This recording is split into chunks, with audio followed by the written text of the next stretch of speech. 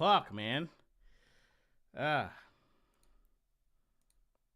I'm sorry I'm late, but I ran into some audio issues with my mic. It might be time to get a new one after all these years. But yeah, I'm gonna keep an eye on it while I do this. All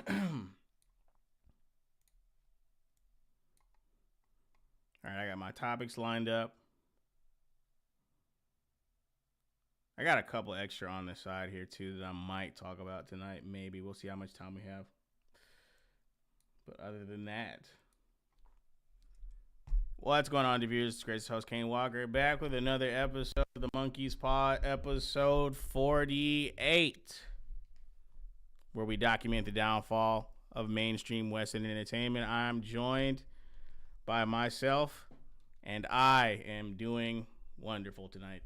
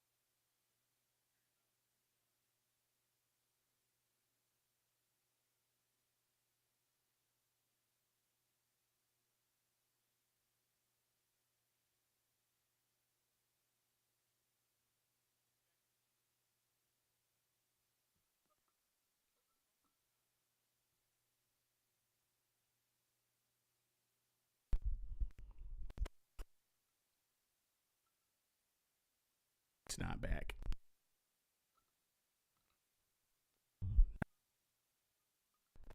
Is this gonna? This is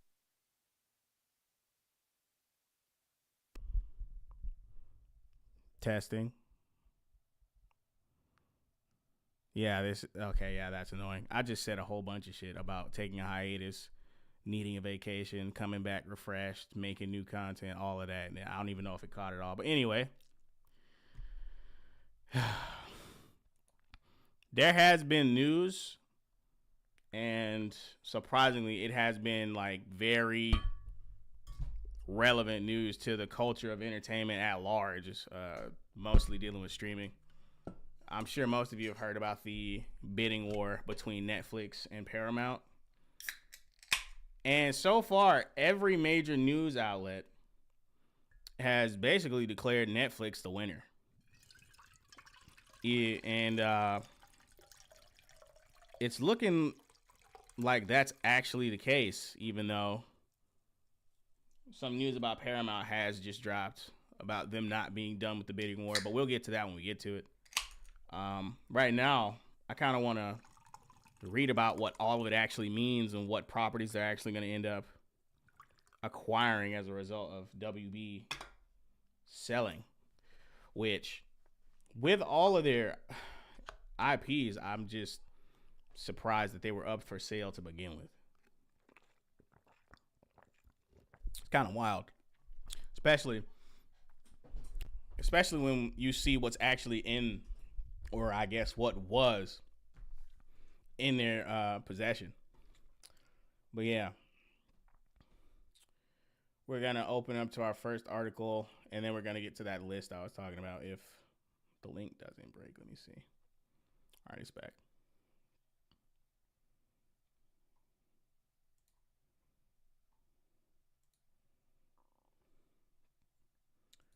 I'm going to zoom in a little bit just so y'all can see. Oh, it's already 125%.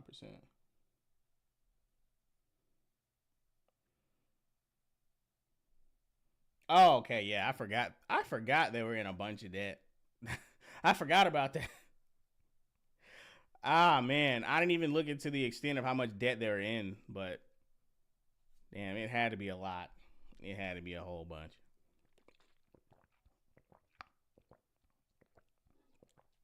Yeah, Harry Potter, James DCU stuff. But yeah, let's get into it. This is going to be coming from Forbes. Breaking. Netflix will acquire Warner Bros. An $83 billion deal. Discovery will be split off. Netflix on Friday announced it had reached a deal to acquire Warner Bros., including the company's film and television studios and streamer HBO Max for $82.7 billion, a move that follows a weeks-long bidding war in which the streaming giant beat out Paramount and Comcast. Warner Bros. Discovery has reportedly entered exclusive talks with Netflix for a sale of its studio and TV businesses, yada, yada, yada, yada, yada. Key facts. In a press statement, the company said the cash and stock deal is valued at $27.75 per Warner Bros. Discovery share. They should have just put per share there. Shit's confusing. And it will close after the media giant's TV network. TV network business is spun off into a separate public company, Discovery Global. Sorry for butchering that. They kind of wrote this kind of weird. And it went on kind of long. The deal is subject to regulatory approvals and is expected to be completed in the third quarter of 2026. If it goes through, each WBD shareholder will receive $23.25 in cash per share and $4.5 worth of shares of Netflix stock. According to Deadline and CNN, Paramount Skydance had offered $27 per share for the entire Warner Bros. Discovery business, including its cable channels like CNN and TNT. Comcast also made a bid only for Warner Bros. Discovery, studio, and streaming businesses.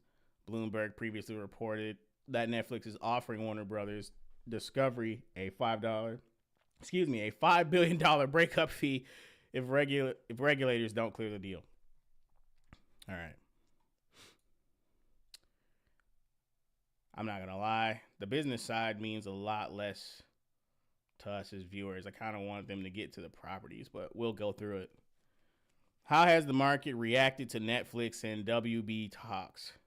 Warner Brothers Discovery's shares rose 1.22% to 24.84 in pre-market trading early on Friday. Netflix shares, on the other hand, fell 2.33% to 100.81 in early trading after sliding 0.71% on Thursday. What did Netflix say about theatrical releases and HBO Max? In the statement announcing the merger, Netflix said it expects to maintain Warner Brothers' current operations, including theatrical releases for films. The streaming giant, however, didn't mention how long the theatrical window will be for Warner's films after acquisition. The statement also said, by adding the deep film and TV libraries in HBO and HBO Max programming, Netflix members will have even more high-quality titles from which to choose. It is unclear if this means HBO's library will be folded into Netflix or if it will remain a separate streaming service. I'm not going to lie. Worst case scenario, which I think they're probably going to go with, all that shit is going to roll up into a big-ass ball, and people who are paying for the separate streaming service, whichever one that is, I can't remember, are going to have to switch to Netflix. Oh my God. It's going to be so bad if they end up owning next to everything. It's going to be like Disney all over again. Oh my God. What do we know about Paramount's bid? Bloomberg and Variety reported that Paramount Skydance has cried foul over the sales process, labeling it tainted. In a letter sent to Warner's CEO David Zaslav, Paramount's attorneys alleged that Warner's board had embarked on a myopic process with the predetermined outcome that favors a single bidder, referring to Netflix. The December 3 letter added that Warner appeared to have abandoned the semblance and reality of a fair transaction process, thereby abdicating its duties to stockholders. In an earlier letter sent on December 1, Paramount had argued that the Netflix deal would never get regulatory approval. The simple truth is that a deal with Netflix as the buyer likely will never close. Netflix is the only remaining big tech company that has not faced serious global antitrust enforcement, but attempting to acquire the WBD assets will change that. Chief critics. A spokesperson for the Directors Guild of America told Deadline the deal raises significant concerns for the DGA. The statement added, "We will be meeting with Netflix to outline our concerns and better understand their vision for the future of the company. While we undertake this due diligence, we will not be commenting further." Variety reported that a group of anonymous A-list Hollywood figures has also written to members of Congress to speak out against the deal and give it the highest level of antitrust scrutiny. The Hollywood figures warned that the streaming giant would effectively hold a noose around the theatrical marketplace if the acquisition goes through. Where was this talk? Where was this talk for Disney when they were trying to... Maybe I'm speaking out of ignorance. But where was this for Disney?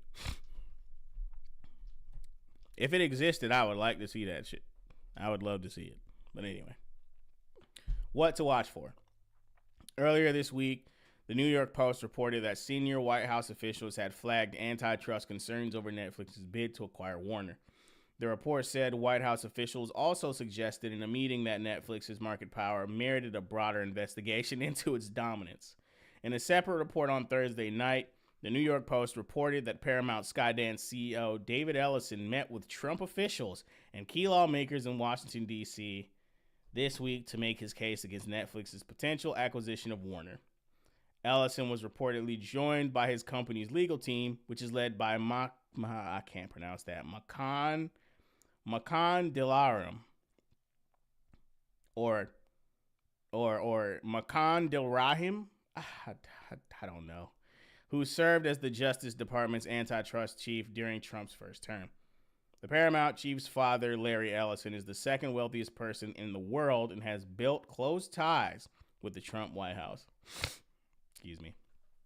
Key background. In June, Warner Brothers Discovery announced plans to split into two publicly traded firms, the first of which would be a streaming and studios company that would include Warner Brothers Television, Warner Brothers Motion Picture Group, DC Studios, HBO, and HBO Max. The other would be a global network spinoff comprising the company's television networks, including CNN and TNT Sports. In the U.S., however, after completing its acquisition of Paramount, the Ellison-led Skydance, now Paramount Skydance, made an unsolicited offer to acquire Warner's entire business at $20 per share. The HBO owner rejected the offer, deeming it to be too low, but soon announced it was open to a sale, and had received interest from multiple parties. All right, so, that meant very little to us as viewers, but I decided to read it in case anyone was actually interested in it. I really wasn't. It was just talks about bidding to buy the fucking company. Now, on to the part that matters more, what Netflix would actually be acquiring. And I don't even know if this list is the entire catalog that they'd be getting, but let's just take a look at some of the stuff. So, Discussing Film made a Twitter post compiling what Netflix would actually be getting, once they actually rolled Warner Brothers library into their platform. If they decided to do that, like they said, it might remain separate. But anyway, major IP movies and companies that Netflix will acquire if they successfully buy Warner Brothers: Friends, Oceans, Gremlins. I think that's the Gremlins I'm thinking of. The Feed 'em After Midnight. Oh shit. Evil Dead, Mad Max, The Matrix, Beetlejuice, DC Comics. Adult Swim is the one that hurt a lot. Don't get me wrong, DC Comics, but I'm more of a Marvel guy. But DC Comics, yeah. Adult Swim, I'm not gonna lie, that one made me put my hands on my head. I was like, no, not Adult Swim. And then there's Tom and Jerry, The Jetsons, fucking Casablanca, Harry Potter. That was another big one that people were worried about. What the hell are they going to do with this IP? Citizen Kane, The Goonies, Scooby-Doo, Rick and Morty, Johnny Bravo. Oh my God. Looney Tunes, The Hangover, The Conjuring, Robot Chicken. Mortal Kombat. Okay. All right. HBO Max. Smiling Friends. The Flintstones. The Boondocks. All right. They have a lot more things that I care about than I originally thought. Adventure Time, Sex in the City, Final Destination, Cartoon Network, Game of Thrones, Singing in the Rain, which I'm unfamiliar with that one. Maybe it's before my time. I don't know. The Powerpuff Girls, goddamn, Clockwork Orange, The Big Bang Theory,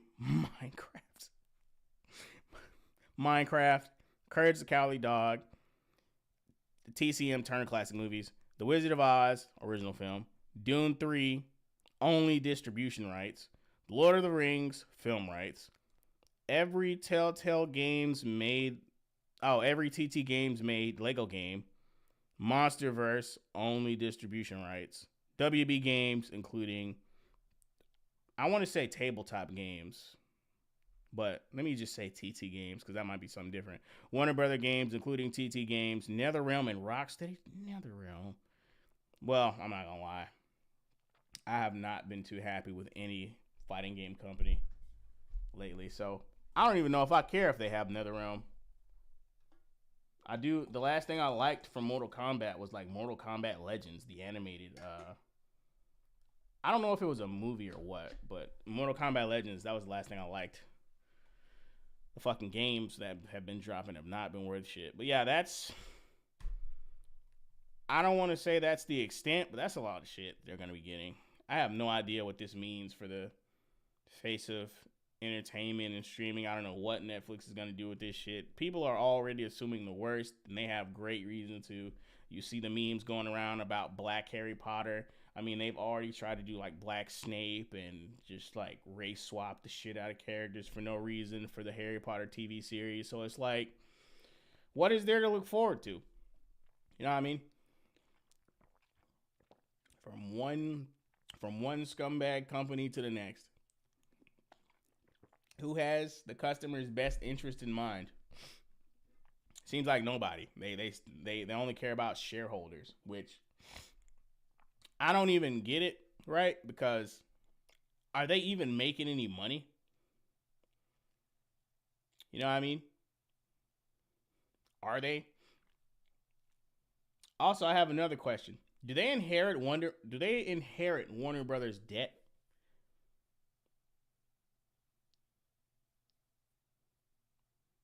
Is that something that happens? Do they inherit the debt Warner Brothers had?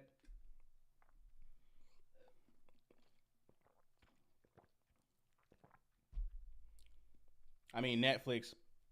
I don't think Netflix was ever in trouble. So, of course, I think this is only going to make Netflix more money.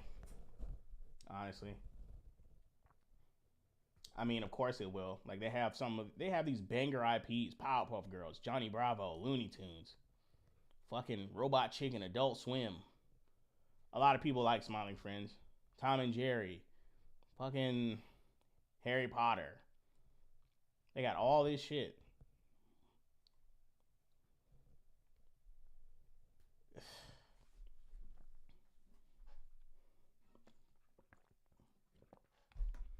I have no idea what it means.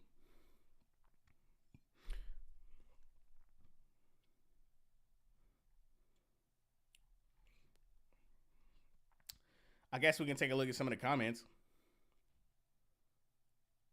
Oh God, the Thanos comparison. Netflix adding Game of Thrones to their artillery. Lord. And it's Thanos seating the final stone. I think it was the Mind Stone. I'm scared what's about to happen to this classic IP. Netflix has a poor track record of respecting legacy content. They will mix this into the algorithm blender of nonsense. Get ready for Bugs Bunny anime, Dexter and Dee Dee stop motions, Christmas specials, and Batman and everything. There's the Black Harry Potter meme. Man, people are not happy, bro. So wait, Netflix will acquire and own the Nemesis system and can use it as they see fit. I don't know what the Nemesis system is. Oh, wait. Never mind. I think I do know what the Nemesis system is. It's that system from Shadow of Mordor. And this is why I hate that games companies can patent game mechanics and systems. Because the Nemesis system could have been used to make other video games that are like way better, just as good, if not way better, than Shadow of War. Like, it's so dumb because they literally just patent it and do absolutely fucking nothing with it. They literally just patent it so that nobody else can use the idea. It's really shitty. It quells competition. Like, it kills the market. It's so stupid.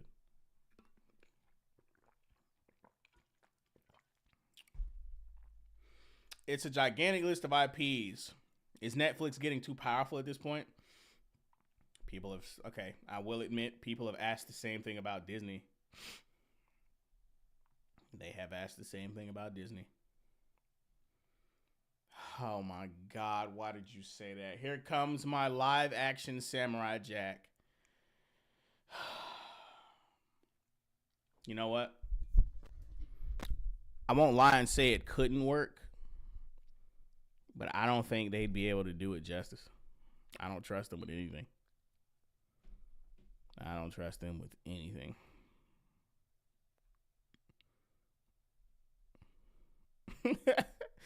People think they're going to make the cast of Friends black, but this is clearly a joke because this is the cast of In Living Color.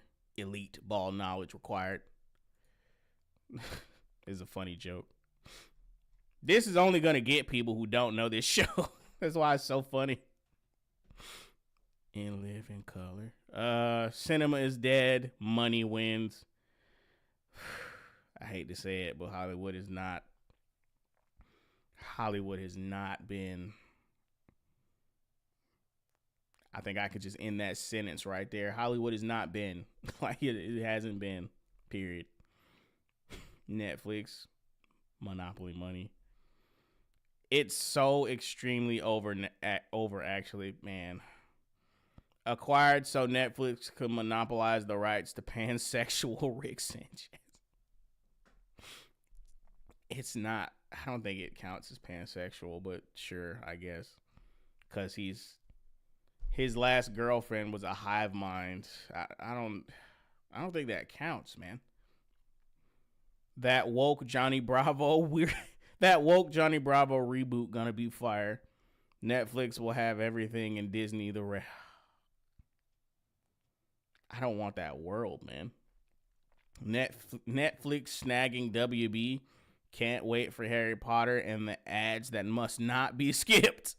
Batman versus the algorithm and Game of Thrones, the final season we actually deserve but won't get. Monopoly on mid-content incoming. Netflix WB. Fuck. Leave Rocksteady alone? What good game have they produced in the last decade?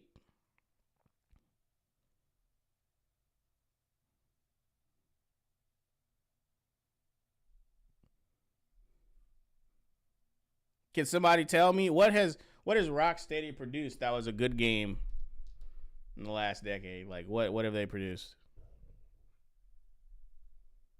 I'm about to look it up. Hold up.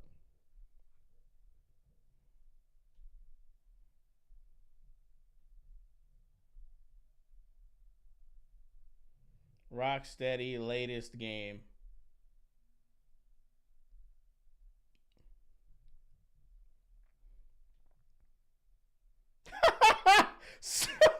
Nothing. Never mind. My point proven. Suicide Squad kills the Justice. Yeah, I've proven. I've made my point. No one gives a shit about Rocksteady, man. They're dead. They've been dead. Netflix adding franchises like Infinity Stones. Is this the only villain reference they know, bro? I'm so tired of people referencing the Infinity Stones. It was a mistake. Bringing Thanos to the silver screen was a fucking mistake, bro. It's all they know. It's it. Absolute cinema is dead. What do you mean bring back? I don't want them to bring back Courage. Looks like it's a done deal. Call former black, but whatever. I mean, it's just the same comments now. No one's raising any good points.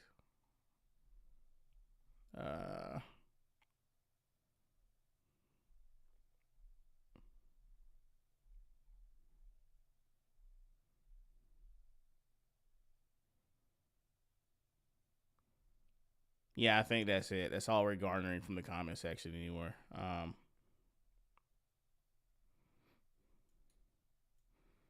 Yeah, man. I do not know what to say or expect for this acquisition. I just don't know. Like, nobody. What's crazy is that nobody knows what's gonna happen. They just know it won't be anything good. That is the worst possible. It's like, oh man, it's like getting black bagged and taken to a CIA warehouse. What? You already know you're getting tortured. You just want to know what method they're gonna use, bro. It's so allegedly in Minecraft or whatever. I don't know. I don't know what we're allowed to say anymore. Anyway, I don't think there's much else to say. We're just gonna have to wait. We're literally just gonna have to wait and see what the. As much as I hate. Okay, this is different context. I hate the phrase "wait and see" for reasons I've explained in video, but this is a different context because we literally don't fucking know what's gonna happen. We have to wait and see what's gonna happen. Oh man. All right. We can read about Paramount's response to everything. Let's see. All right. So,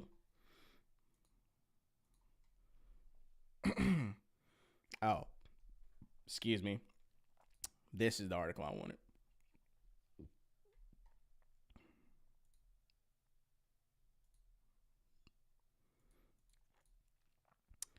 This one's going to be coming from Gaming Amigos. Paramount considers hostile bid after Netflix wins Warner Brothers Discovery deal. Paramount is weighing a hostile takeover bid after Netflix secured a $72 billion agreement to acquire Warner Bros. Discovery Studios and streaming assets. And there is a reason why I'm bringing this up, because I want to ask some questions about this. You know, follow me. Just follow me. The blockbuster deal announced Friday capped weeks of intense bidding that also involved Comcast and Paramount Skydance.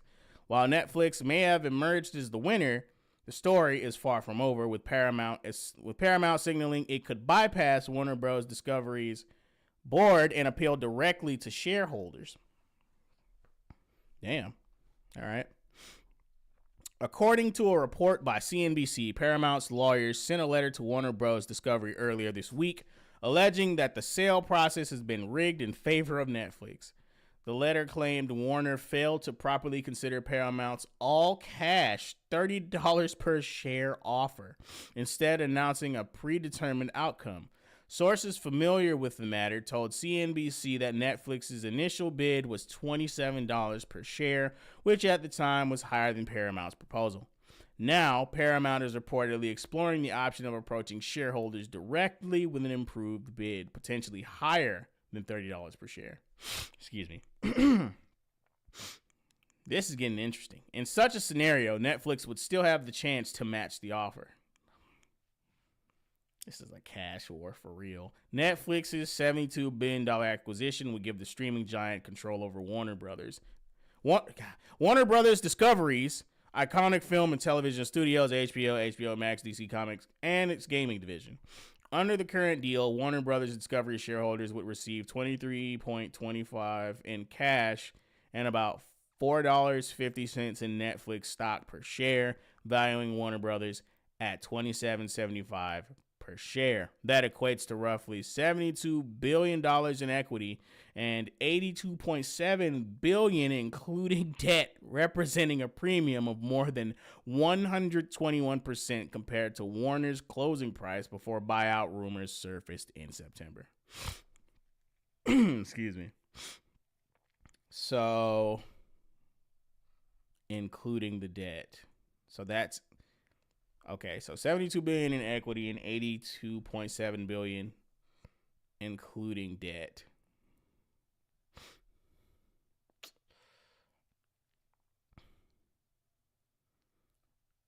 Damn. So this is what I'm trying to figure out.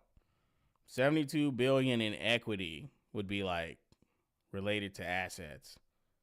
But does that mean this $82.7 billion is like liquid? I don't know.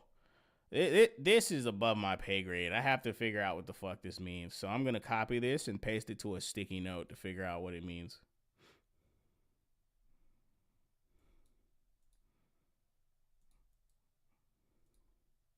All right. The deal is expected to close after Warner Brothers Discovery spins off its global networks unit, Discovery Global, into a separate listed company by Q3 2026. Netflix has agreed to a $5.8 billion breakup fee if the deal collapses, while Warner would owe $2.8 billion if it backs out. Excuse me. Netflix projects $2 to $3 billion in annual cost savings by the third year after closing. Okay. The reason why I still wanted to read that article is because I had a question, right? How much better would it be if Paramount got it as opposed to Netflix? Let's say that Paramount, let's say this hostile bid thing works where they appeal directly to shareholders and the shareholders like the price they're offering and decide to go with them. Okay. How would it be any better? That's my real question. Would it be any better if Paramount got it as opposed to Netflix? Like, I'm seriously going to contemplate that tonight because I want to know. I want to get as close to knowing as possible just because I want to play around with the idea to see how bad things have. I want to see if Paramount appeals to their customers more than Netflix because I want to know what the outcome would mean for people who are paying for their streaming service. You know?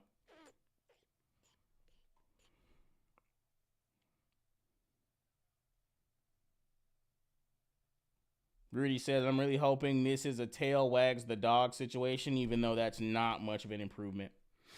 Can you explain to me what that means? I'm not even familiar with that expression either, actually. What's that mean?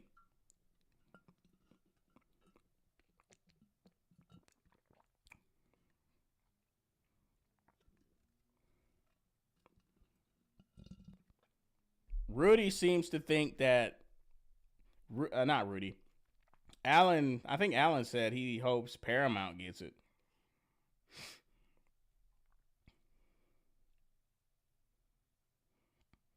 Suicide Squad Kills the Justice League might have been critically acclaimed.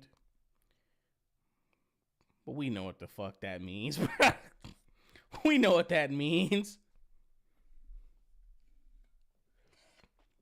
The last game Rocksteady made was that dumpster fire, bro. I know nobody gives a shit about Rocksteady, bro. The only reason why I brought Rocksteady up is because like somebody in the comment section was like, "Leave Rocksteady alone." Like, bro, who gives a shit about them? They couldn't make a good game if they wanted to, bro. All of the talent left and made a studio called 100 Star Games. I still don't know if they've started developing anything. I want to do more research on them. The 100 most talented people from Rocksteady left that bitch. They didn't say why they left, but the timing is very, very convenient that as soon as Suicide Squad Kills the Justice League kicks off, they're out of the studio. I mean, it's just, It's just the timing is just very convenient.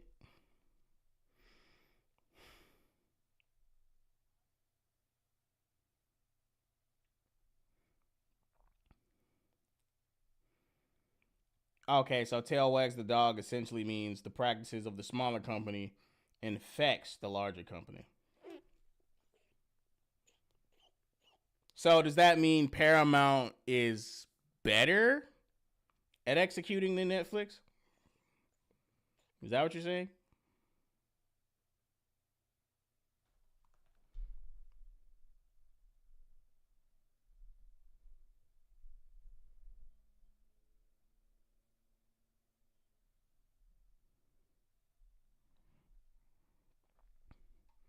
I really want to see his answer because I want to know.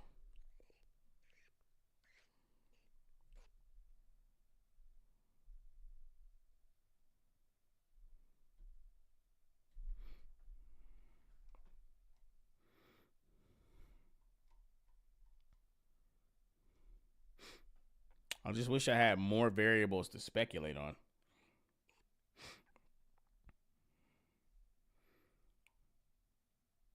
Alan says, I'd say so. Besides Star Trek, they do decent enough shows here and there. At least the ones that appeal to me have been. Who did Tulsa King? Even though Tulsa King does have some of the message in it, it I watch it and it tries not to do that. Like you can feel them trying not. Yeah, that's Paramount. That's Paramount. Tulsa King was good. Yeah, but like I said, there's still some of the message in that. But you can feel the script trying to fight it. And it's very clear that somebody way above the people in charge of the show are making them do certain things. At least that's how I interpret it. Because if they really wanted to, the reason why I interpret it that way is because if they really wanted to go full blown message like Netflix does, they easily could. But it seems like they're resisting it. Because most big entertainment companies don't really they don't really show any restraint when it comes to you know putting that in their shows. Not really.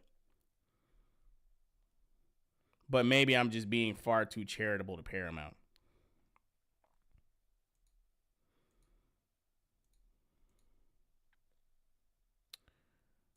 While you guys contemplate that, I'm going to see what other topics I can discuss here because there's been a lot of TV show and movie reveals, especially when it comes to games. For some reason, now that the superhero genre has essentially been killed, I'm not going to say died. I'm not going to say it's died. It's been killed. They're moving on to like video games. Like they're doing a bunch of video game TV shows and movies. Like I don't know why they're doing this.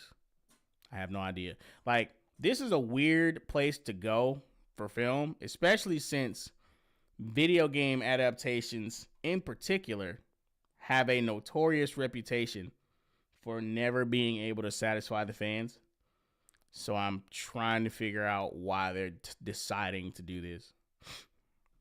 It's like they're taking outliers, which I don't know what outlier they could be taking, and using that as their North Star for where the industry should go. The first, well, I think the only show, honestly, I can think of is The Last of Us. Even though the same things that pissed us off about The Last of Us 2 or The Last of Us period pissed off the people watching the show as well. So, like, whatever. We'll see.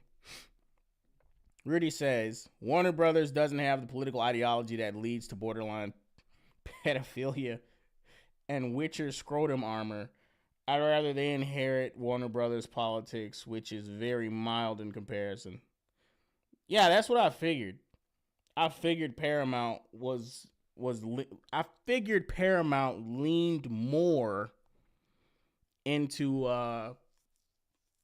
Paramount leaned more into entertainment than political ideology.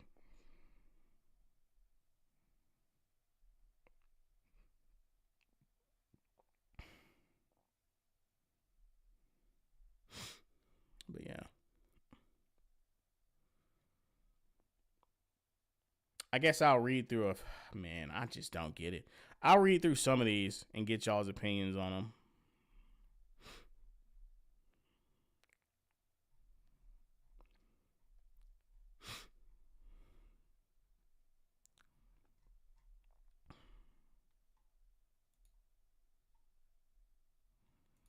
Yeah, there's one that I could easily talk about. I'll talk about that one. And it's not like we'll have a shortage of things to talk about because I think that one of these is definitely gonna come out. Like definitely. I don't think they're gonna back out of that one.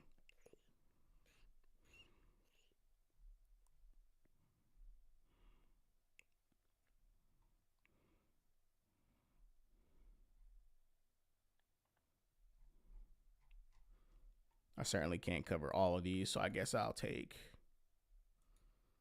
this one, and this one. Yeah, I'll save the others for later.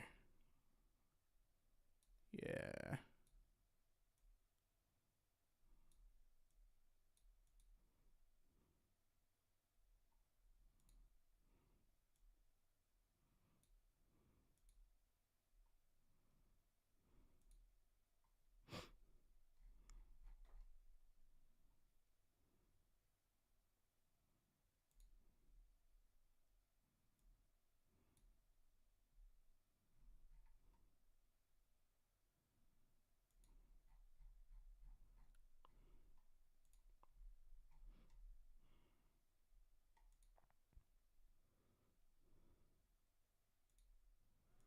Okay, so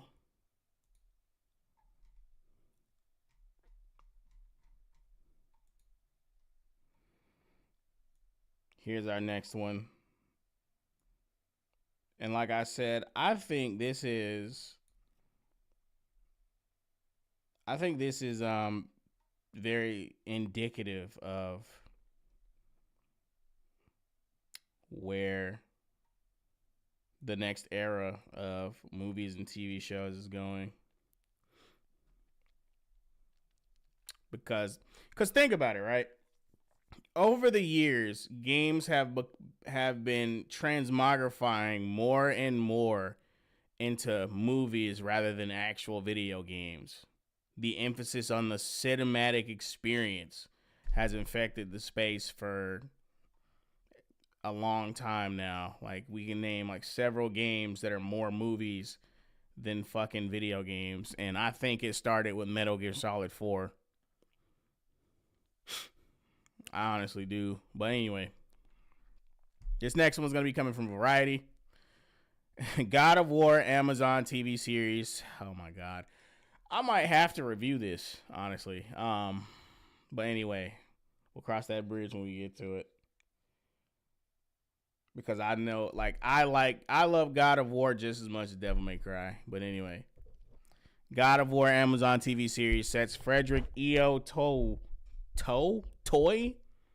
Frederick E.O. Toy to direct first 2 episodes. 2-season order confirmed.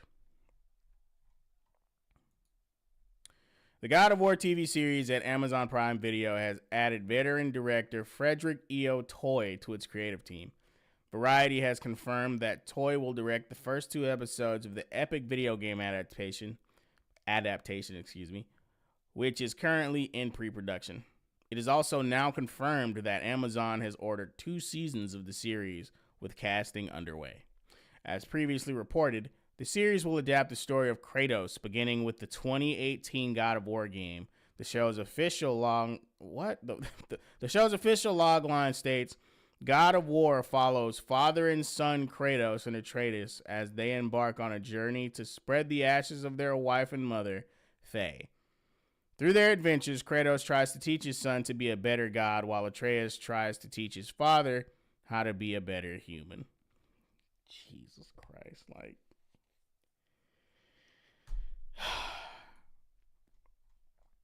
I know I already saw this, and it was already conveyed to me that they would essentially be skipping the Greek saga.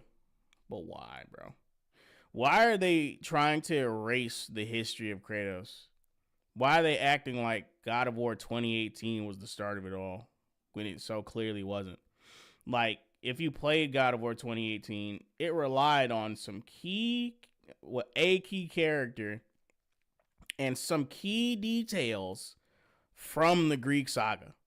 Literally, without those moments, you couldn't have God of War 2018.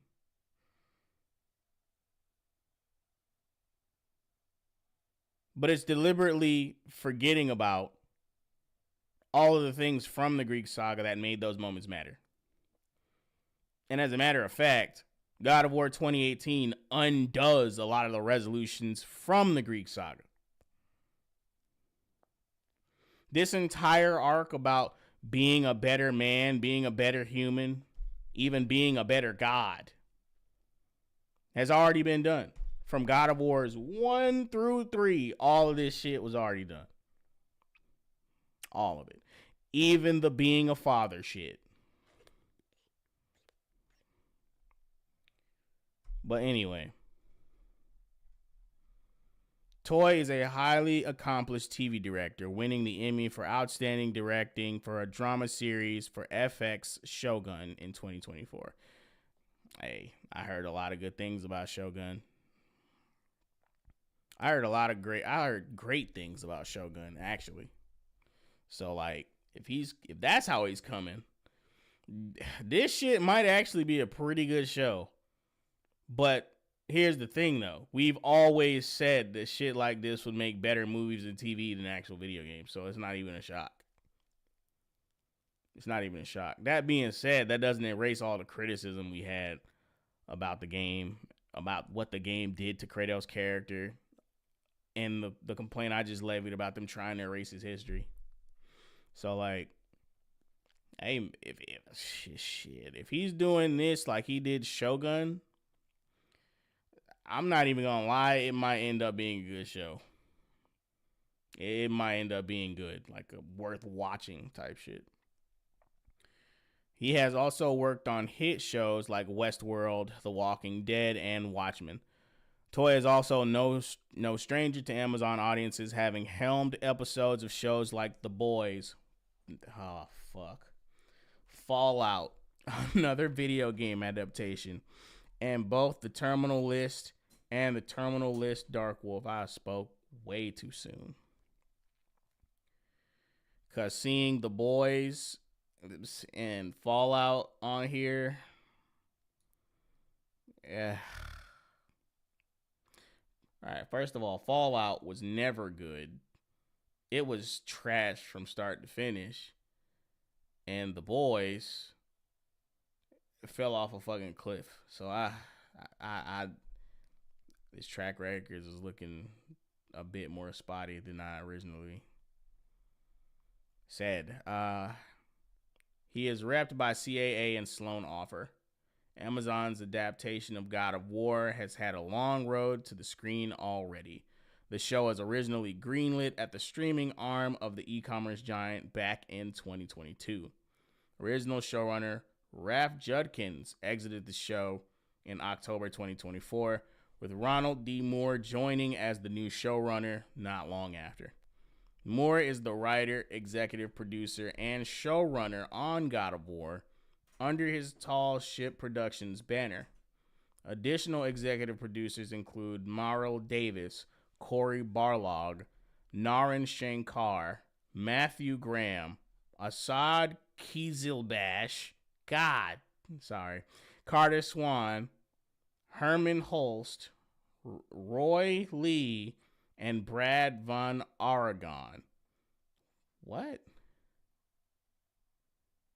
Oh, that's a period. Joe Minosky. I thought there were more names. My bad. That was the end of the list because there was a period. Joe Minosky, Mark Bernardin, Tanya Lloyd. This is more list. Why is there a period there? That should be a comma. That fucked me up. Joe Minosky, Mark Bernardin, Tanya Latia, Ben McGinnis, and Jeff Ketchum serve as co-executive producers. Okay, no, that was the end of the list. That still fucked me up though. Where the hell was I?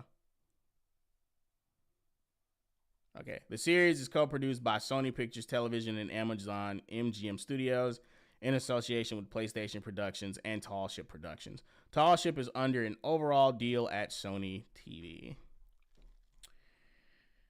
Yeah, I mean, my biggest problem with this, because to be honest with you, I don't really care what they do with any IP anymore, because I know it's just not gonna, they're gonna do their best to not do it justice. I still found it interesting that they decided to just completely skip the Greek saga, because that's where the most compelling arcs of Kratos' story come from. But again, they don't have the balls to do it, because it's actually what's the word? I don't even want to say grimdark, because I don't think that fits God of War.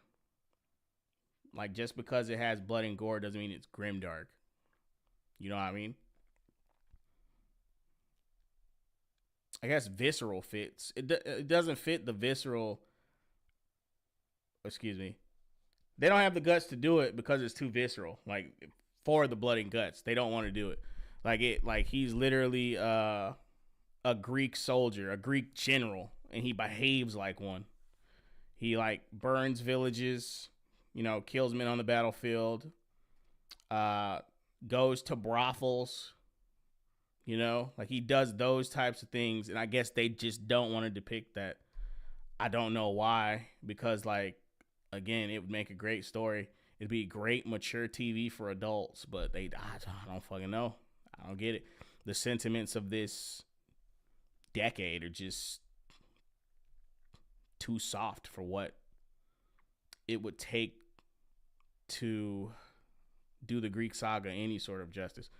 So yeah, it's too bad. It sucks, but we'll see what happens with this shit.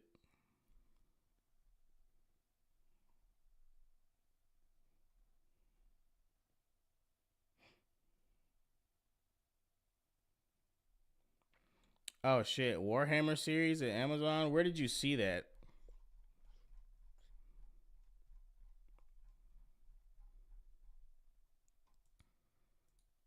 Where did you see something about that? I spoiled the next thing.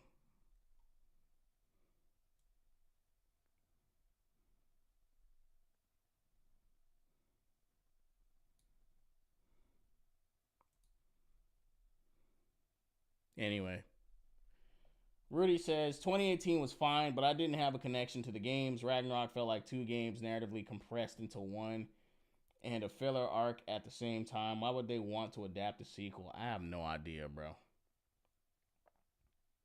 I don't know.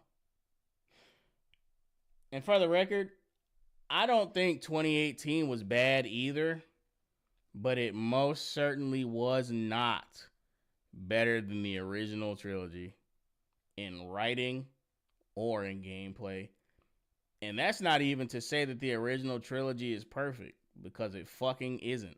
A lot of the writing from the original trilogy is why people misconstrue Kratos' character. Because I blame the first game for this. The first game can't make up its mind about Kratos' motives. And I don't know how they mixed up his motive so much in the first game. I mean, in the writer's room for the game. Because he says two different motivations in the game, but the real reason why he's after Ares. Oh, here was the two motivations. the revenge angle and the being sent to end Ares angle, which he didn't even go on the journey for revenge. That's not why Kratos went to fucking fight Ares. He went to go fight Ares because he was affected by the visions of killing his family, and he couldn't get a fucking good night's sleep because he would relive the nightmares over and over and over again. So he served the gods for 10 years until he would have like an opportunity to get rid of those visions. And then one day he just snaps and asks Athena what he has to do in order to get rid of the fucking visions. And that's why he ends up going to fight Ares, to get rid of the visions. Like, revenge was just like secondary.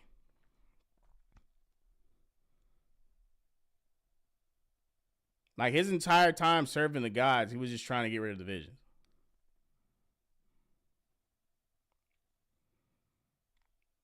And that's why people think that Kratos is like this rage monster, which didn't really come until later. Like, he wasn't like vengeful like we know him till God of War 2. Like that, like the fucking going after Zeus and the rest of the gods on Olympus, that wouldn't be till God of War 2. So, yeah. That was a nice rant, but let's get on to our next article. All right. By the way, I have a lot more articles for fucking game adaptation TV shows coming out. I'm just deciding to save those because it's a good bit of them. It's like 3 or 4 more, and I estimate more will be happening, or more articles will be coming out soon anyway. Which is, I don't understand why they're going this direction, but fuck it.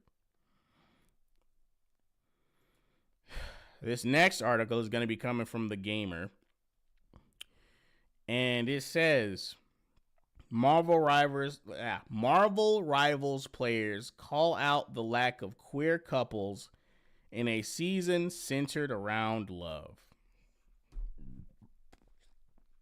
You see how everything's about them, bro?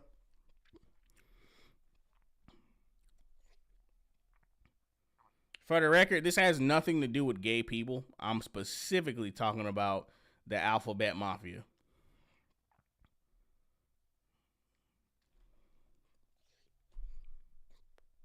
You know what I mean? Like, this perpetual need for the victim class, let's call them that, to demand entry into, I don't even know how else to say it, to demand entry into spaces where, most people wouldn't want that kind of content is very annoying. Like, instead of just enjoying the game for what it is, you have to make it all about you.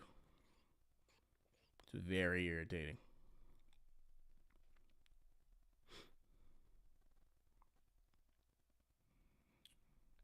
Marvel Rivals Season 5 is in full swing, finally adding Gambit and Rogue to the game. Fittingly, the season is centered around love and relationships, and it's been a hit with the community, particularly as it appeared to canonize the fan favorite Loki and Mantis ship. No, it didn't. This is a video game.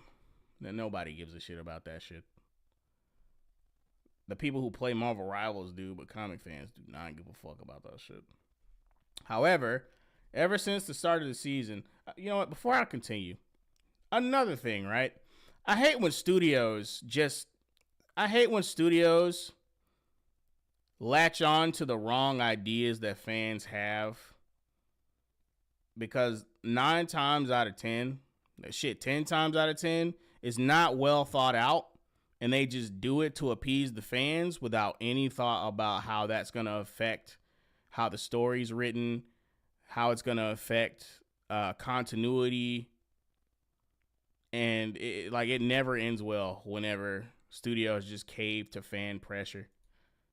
My favorite thing to bring up is Nero being revealed to be Virgil's son, which was never Capcom's original intent at all. Not even close. But anyway, however, ever since the start of the season, fans noticed that there were no queer relationships in the promotional material. That hasn't changed as the season has gone on. First of all, this is a Chinese game too, actually. As at best, there's been a nod or two for the queer couples of Marvel Comics, but nothing anywhere near as explicit as what the heterosexual couples get. Marvel Rivals players want more queer representation. Bro, this game would add Venom's fully Yeah, that's another controversy. The Venom gummy skin, but Lord, no. Bro, this game would add Venom's fully modeled anus before they hint at a relationship between two men or women. Venom cake MVP animation. Yeah, this shit. I don't even want to play the video of what this is. I don't. But anyway, just a brief aside about what this is. And the reason why this came up, by the way. Venom got a fucking Candyland skin, right? And it's him as like a giant gummy symbiote. You know, he's covered in like frosting and shit and cookies. But they didn't stop there and make him like, you know, just like a candy monster or whatever the fuck. They gave him a tutu, and in his MVP animation, he twerks for the camera. So yeah, you can see why that caused a lot of controversy, because one is out of character, and people just listen. Most people would prefer not to have that kind of content in the game. They just wouldn't. They don't want to see Venom twerking. Like, most people don't want to see that. I mean, there was another controversy with that stupid ass twerk emote he has, and that's still in the game. You know, people didn't like that shit either. But you know, the fact that they're just continuing to reduce Venom to like this goofy ass character because of the fucking movies, might I add, annoys the shit out of me personally as a Venom fan. But you know, whatever. Another tweet: Marvel Rivals not having a single visibly queer ship in their love-themed season. Like, ugh. This conversation has been bubbling in the community since the season trailer dropped, but it's picked up again as another wave of cosmetics has been released. Here we get yet another skin that focuses on Venom's assets, and yet we're still waiting for the game to show its queer characters some love. Now others argue that there are references in there, but it's difficult to see how they are comparable to what the straight couples get. I mean, there's never gonna be anything comparable to what the straight couples get, because the majority of the population is straight, and that's why the majority of the content is straight. And this is the problem. This is the real problem with people, like, what's it called? Complaining about the lack of queer ships. They don't want to accept that they are less than 1% of the population. Therefore, they should be represented less than 1% of the time. They'll never accept that shit. That's the real problem. While pairs like Cloak and Dagger and Invisible Woman and Mr. Fantastic get constant allusions to their relationships, queer relationships are relegated to small references that could easily be mistaken for friendships. For instance, Angela mentions her wife Sarah, but not in a way that indicates that they are in a romantic what? Wait a minute. Okay, they should have put the quote or something in here, because the way they have it structured makes it seem like they're contradicting themselves. Unless she just mentions Sarah and doesn't allude that it's her wife or something, which whatever. Or whatever. But not in a way that indicates that they're in a romantic relationship. Of course, there are no actual queer couples in the game right now unless NetEase were to invent one as it did for Loki and Mantis, which was stupid. But even then, it's clear that Marvel Rivals is so far a much less expected, is so far a much less explicitly queer game than others in the genre like Apex Legends and Overwatch 2. And we see how the fuck those games turned out. Excuse me. Also, here's another problem. Describing Marvel Rivals as a potentially queer game.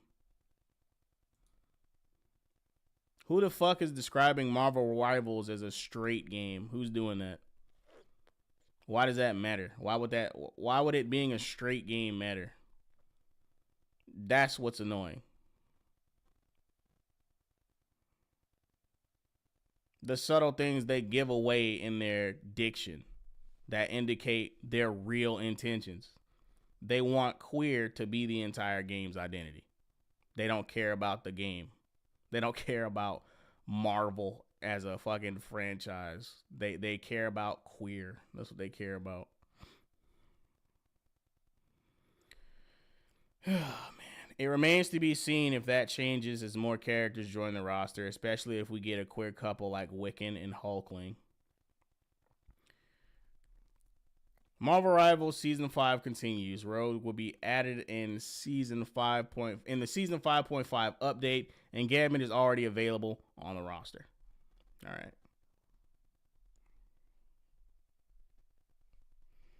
Let's see what y'all said to this.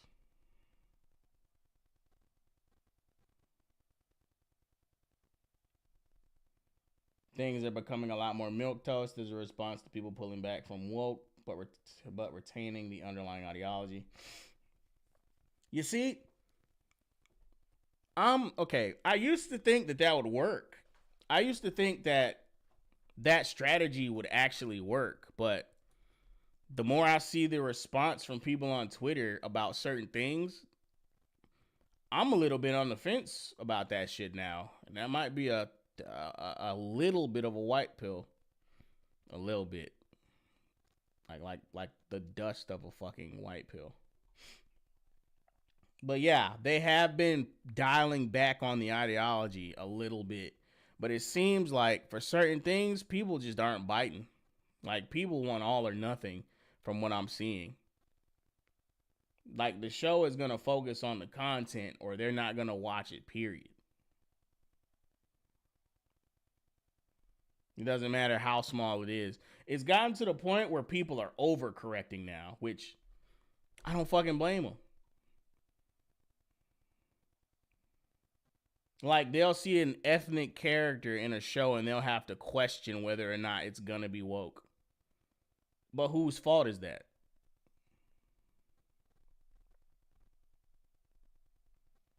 Imagine thinking a Chinese company would put a gay couple in a game. Yeah, they might cave. They might cave. They already have Venom twerking. They might cave. Marvel Rivals is a Chinese game. They don't give a shit about Western interest group needs, so long as they're making money. I kind of wish we were the same. Not communist. Just not listening to weird people. Just focusing on the content. No, I just want more hot white women.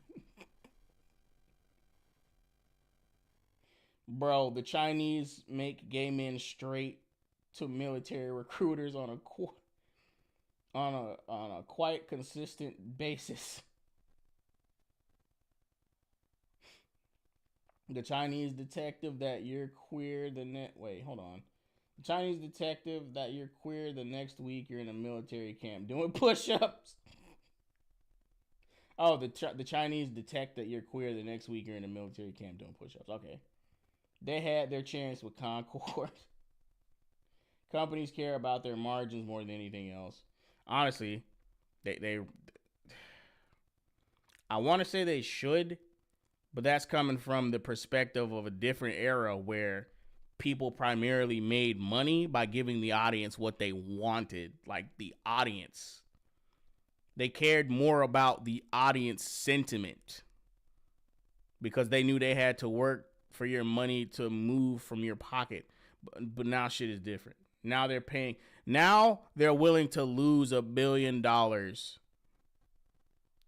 in order to destroy your favorite pastime.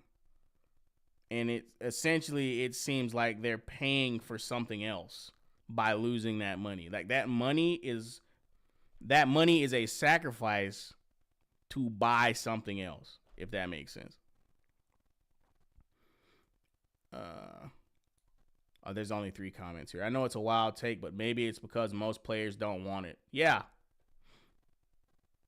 I mean, I don't even think it, to be honest, I don't even think it has anything to do with them caring about what the players want. I just don't think China's fucking with it. I just don't think they're fucking with it. I wish that they didn't do it because they understand their target demographic. But I just don't think any company nowadays gives a fuck about what the customer's thinking. I just don't.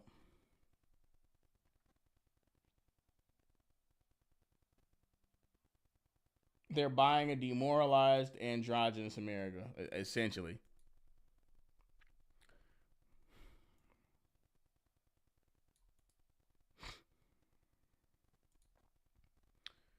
Learn one thing. Marvel Rivals is about comics, not about pandering. Bullshit. All new, all different Marvel characters are in there. But then again, I don't expect the Chinese to know that they have inherited certain characters that are a product of woke ideology. Like Brown Namor. Like, what the fuck? That's not Namor. The Namor you see, the Namor you see in Marvel Rivals is not Namor. That is not fucking Namor. It's not. Also, Iron Fist. They took a perfectly good character, Swordmaster, who was his own shit, and decided to displace fucking Daniel Rand because a white man can't know martial arts. Whatever. Dumb as shit. So now you have Swordmaster as Iron Fist. Dumb as shit. And then you have Psylocke, which is a different Psylocke from a different dimension. She's Asian, even though she's fucking not. Betsy Braddock is British. This shit is definitely about pandering. Like, Marvel is definitely about pandering. But like I said, maybe the Chinese don't know. Whatever. Stop talking nonsense. Yes, there are LGBT characters in the comics. No, there's gay characters in the comics. There's a difference.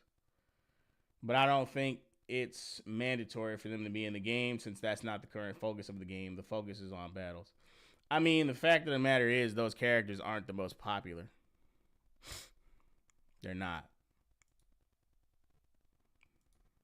I'm not upgrading to premium. They're not the most popular fucking characters. Like, and this is why gaming is going to continue to decline, because people want to focus on stupid shit like queer couples instead of good gameplay or story. But we knew this already. It's just annoying, bro. You already know that more stuff like this is going to come out. What's funny is that when people complain about, you know, certain characters, well, it's mostly just Venom right now. When people complain about Venom being out of character because he twerks, motherfuckers dismissed it as, oh, it's supposed to be funny and goofy, and you just don't like gay people, or whatever goofy shit they would say. You know what I mean? But whatever. It's because they're not actual fans of the characters or the content. They only care about their ideology. Like, even when Venom was a more goofy character, which he really wasn't. He was just insane. More like a Joker-esque character, where his jokes are only funny to him.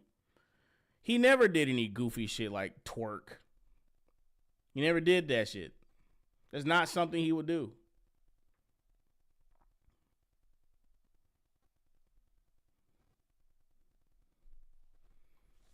Anyway,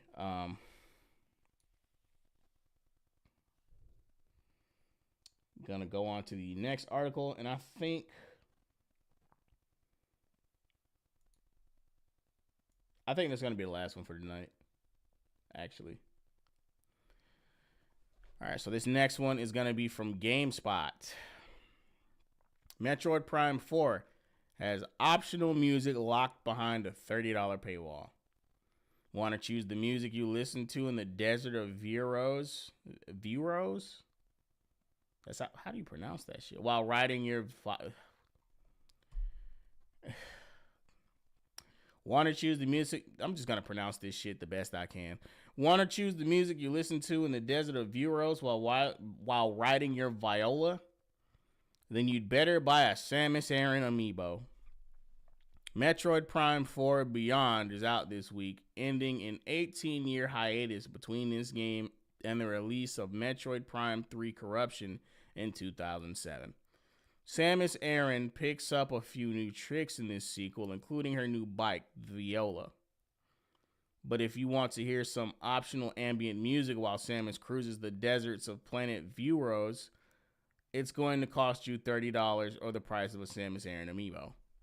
Players have discovered that plugging in the Samus amiibo enables Viola Radio, which enables players to choose the music that accompanies Samus's extended journey across the Soul Valley desert of the Viola. On the Viola, excuse me. There's already some ambient music and noise to go with those scenes. This just allows players to choose music tracks from other areas to listen to.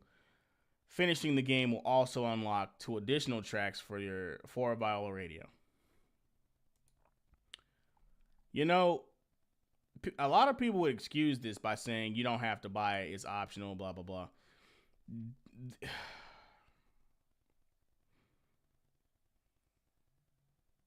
I don't think I like it very much, honestly.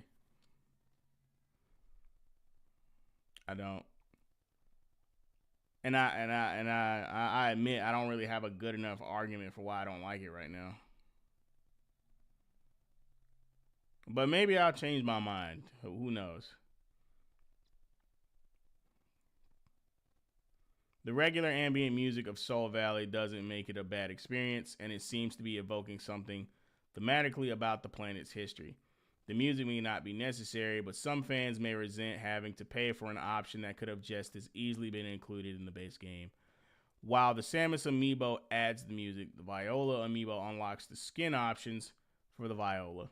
The Silux amiibo unlocks the extended cutscenes after you complete the game, but you can also get those by getting 100% scanning. Metroid Prime 4 Beyond is out for the Switch too. You can also find GameSpot's Metroid Prime 4 review to see what we thought of it. Let's see what the comments are saying about this. I hate this company. I mean, yeah, I was about to say, like, this seems like a ballsy move to pull. I know they were already doing amiibos. I know that. It seems like a ballsy thing to do right after people were just pissed at you about the $80 price hike.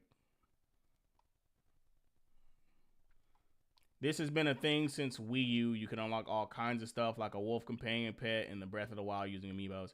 Yeah, but that seems like a better purchase. Like, you get an entire mount than like optional music. Like, having a mount feels like something that's just legitimately not supposed to be in the game, so you feel rewarded for having it. This shit here is just optional music. I can see why people would be annoyed at that, even if I'm on the fence about it. I spent like $22 to get an NFC card book for Zelda amiibos with like 30 or whatever of them.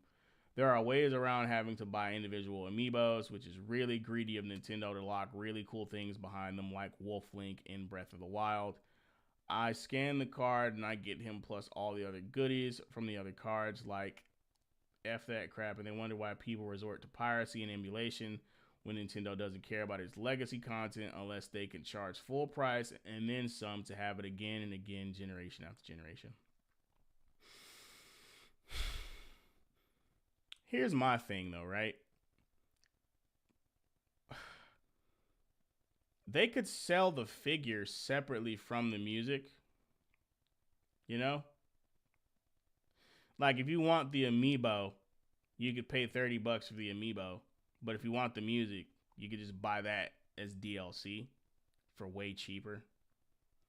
Like tons of games sell soundtracks and optional music as DLC, but it's not 30 fucking dollars. And that's the thing people are upset at. Like it's literally locked behind a $30 figurine that you might not even fucking want. You don't have the choice to not buy the fucking figurine. Like if you want the music, you have to buy the figurine. I think that's the part I don't really agree with. Like it's literally locked behind a figurine. And you're overcharging for the music. The music is not worth $30. That's the real problem. The amiibo might be worth the money, but the thing that the amiibo locks is not worth the money. Like with the fucking, you can make a case for the Wolf Link mount thing because that actually seems like it would be worth the money for Breath of the Wild, even though that shit's probably like very slow compared to late game mounts you can get without the fucking amiibo, but it's still cooler than some fucking music. It makes more sense to me than some fucking music. And even then, the only thing, let's say that the Wolf Link mount, because I don't know, the Wolf Link mount is slower than the other mounts in the game. Shit, I set this up wrong. What I was basically trying to say is what they could do is make it so that you're rewarded more by buying the amiibo. You know, Wolf Link should be like at least as good as the best mount in the base game if you're gonna pay $30 for it. It just makes sense. Now, I would be pissed if I got the fucking amiibo for Breath of the Wild and Wolf Link became useless immediately. That would piss me off. That would make me feel like I wasted my fucking money. So I do get that angle too. I understand that.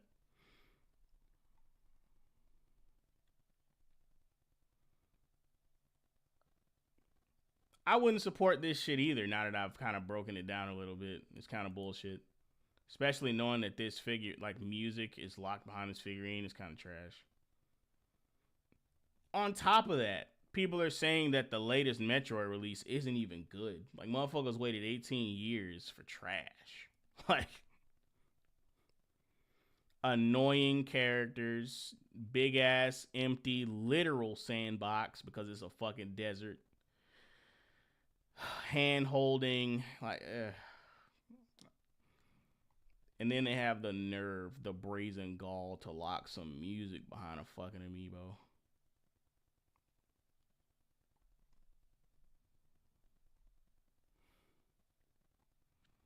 Oh, you can unlock okay. Well, you can unlock songs behind playing through playing the game.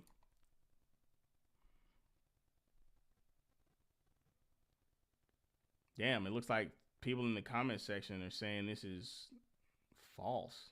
Well, that's fucking embarrassing.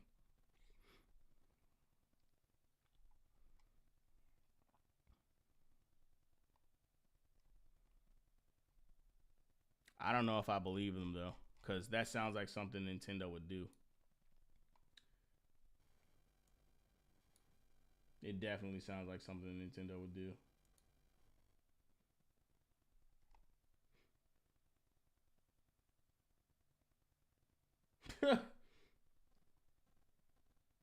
Don't worry, eventually there will be a generation that will grow up with twerking Venom and everybody will forget.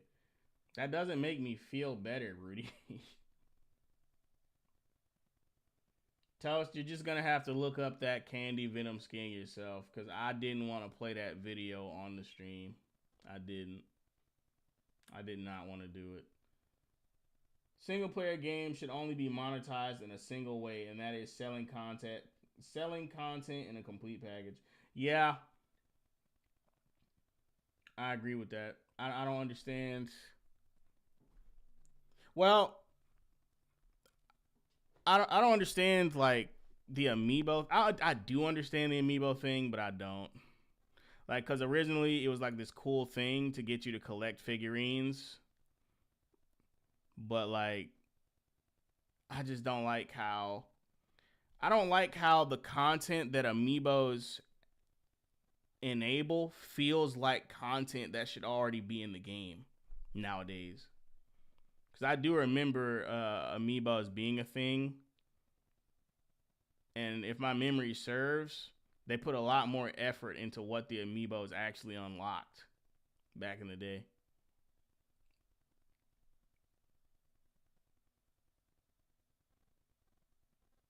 Yeah, exactly, Rudy. But it seems like with the amiibos now, Nintendo is trying to force that. Like, they're not letting that happen organically. Like, it doesn't feel like real exclusive content. It feels like the kind of content where people will pre-order the game and they'll get the pre-order bonus, and then that same pre-order bonus will be available 3 months later. So then it's like, what the fuck was the point? 3 months of exclusivity. You know what I mean? Or it's just straight up something that should have just been with the game. Like, the extra soundtrack should have just been in the game. Assuming that what the comment section said wasn't true. But yeah. Oops.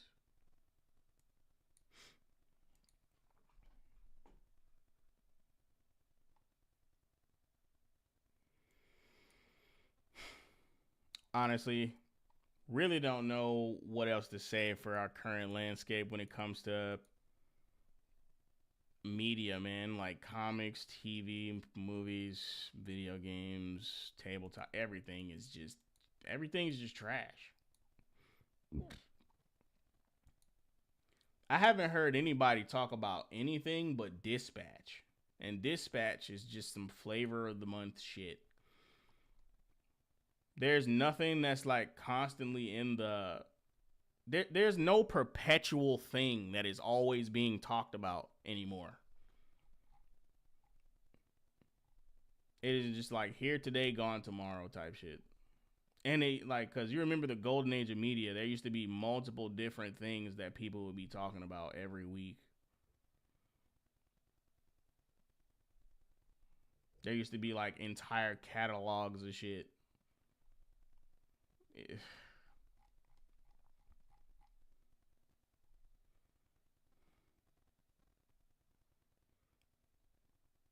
Oh Lord.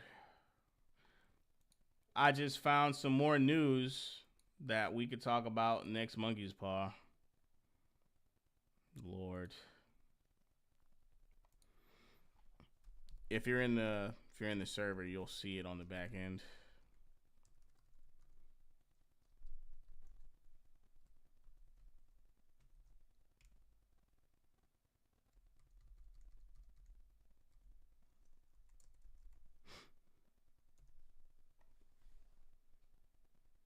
You sound excited. Can't wait. I don't know. I don't know how to feel anymore, man. I don't know how to feel about anything. They haven't given me a good reason to be excited. Like Capcom will bring back a game I like, and then immediately I'm like, oh shit. I'll get excited and then I'll remember who they are. Like they brought back Onimusha and I was like, holy shit, it's Onimusha. And I was like, oh fuck. I already know it's not gonna play like the old Onimusha did. I don't know if anyone's familiar with that game series. It's great. It's one of the greatest action games ever made.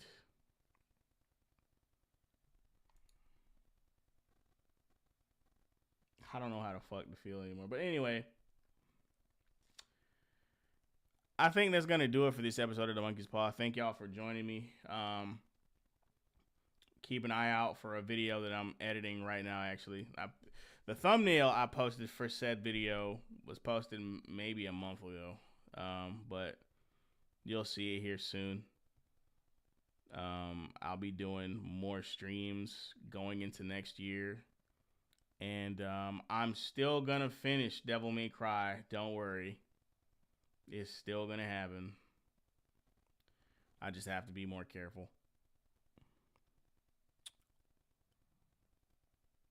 But yeah, don't forget to like, comment, share, subscribe, and click the links in the description. Keep your fingers on the pulse of Cosmogoth. This has been your greatest host, Kaine Walker. I'm signing off, and I will see you all again next time. Peace.